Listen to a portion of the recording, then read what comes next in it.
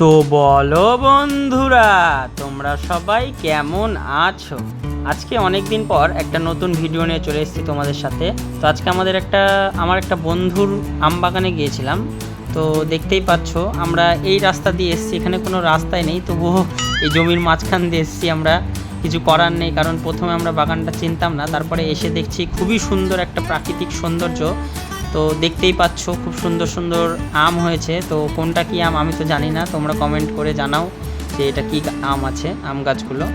তো তোমরা ভিডিওটা শেষ অবধি দেখতে থাকো বন্ধুরা, আশা করি অনেক ভালো লাগবে। আর আমার ছোটু, তোমাদের বাগানে আসলাম, তুমি আমাকে কত ঘুরিয়ে নিয়ে আসলে, আমাকে বেঁচে দিবা নাকি? না না, হ্যাঁ, লজ্জা পাচ্ছ? তো বন্ধুরা আমরা আজকে ছোটুদের বাগানে এসেছি, দেখতেই পাচ্ছ। ছোটু, তোমাদের বাগানটা একটু দেখি দাও, সেটিয়ার পার্টি দেখি দাও।